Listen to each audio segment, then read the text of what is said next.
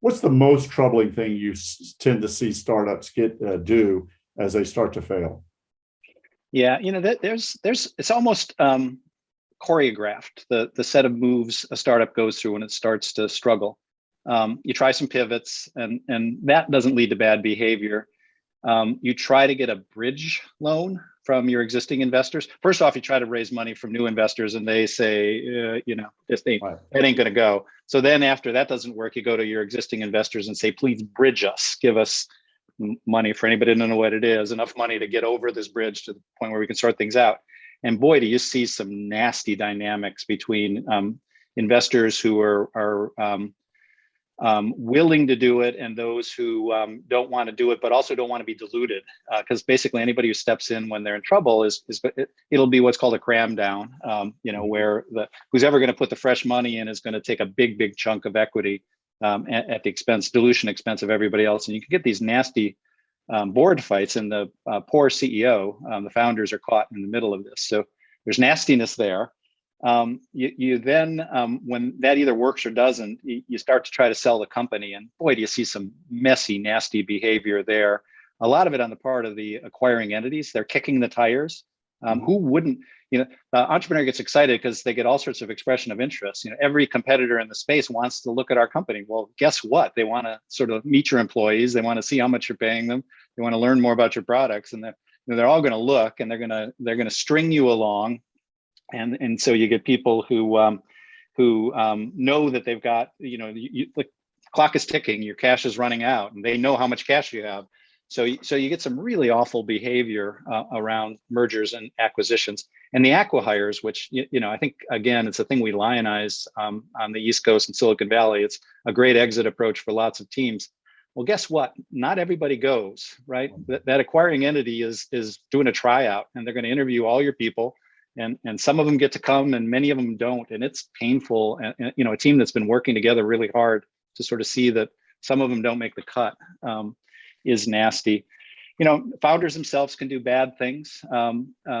Transparency is really tricky at this stage when you're in trouble, because if you're very open with your team about it or your investors, you can scare them off, and some employees may leave, and that'll just hasten the downward spiral.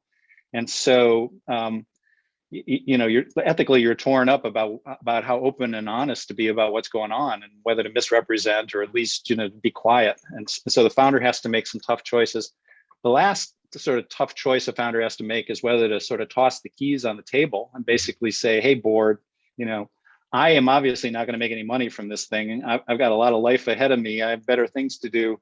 You drive. And boy, if you want to sort of destroy permanently your relationships with venture capitalists, try that move. So yeah, it's just pain and nastiness at a lot of the stages there. Well, I'd like to then flip the coin though and talk about what I've found, that the last part of the book is truly extraordinary, and talking about how to fail, but how to fail with integrity, with your character in place. So let's talk about that, because I took that to me as a key takeaway of what I keep saying the book, but the book is just a manifestation of these lessons or patterns you saw. But also, I really like the last part of the book. So can you talk about that, the importance of integrity and character at the— Yeah, for sure. The goal for a founder, if they're going to fail, I mean, you want to do your best not to, but if you're going to, ought to be to fail well. And there are really two dimensions to that. Failing gracefully means that everybody who's owed money, and I don't mean your investors, but your vendors, your employees, the tax authorities, everybody gets repaid.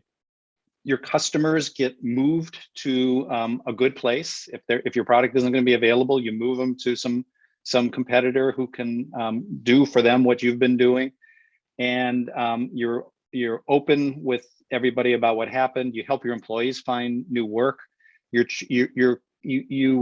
with your investors, it's so easy for the founder to basically at this stage, a lot of founders will be embarrassed.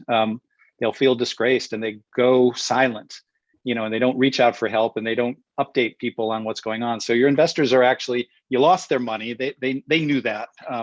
Anybody who invests in startup knows that that's part of the game, but you do owe them an explanation and a thank you. So that's all failing gracefully. And then post the failure, take some time to wind the thing down.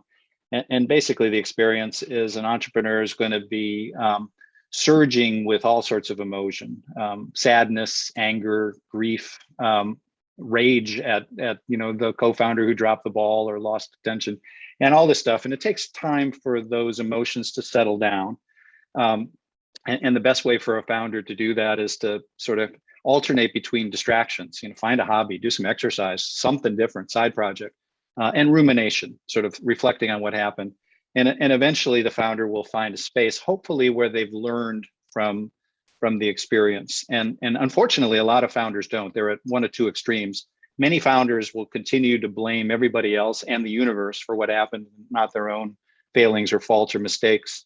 And they've learned nothing. They're probably going to go found or try to found again, and they'll make exactly the same mistakes over again. Yeah. At the other extreme, you have people that take too much responsibility. And so you want to avoid those extremes. The people that take too much responsibility will never be founders again. And some of them shouldn't be, but most of them would probably be perfectly fine to get back on the horse and do it again. And it's a shame for society if they don't try. So if you fail gracefully, with transparency and if you can explain to people what happened, what your role was, what you did wrong, what you'll do differently next time, you're actually pretty well positioned to bounce back. And what we see in the research is that more than half of failed founders go back and found again. And the ones who really learned from the experience and failed well, I think, are particularly well positioned to do it.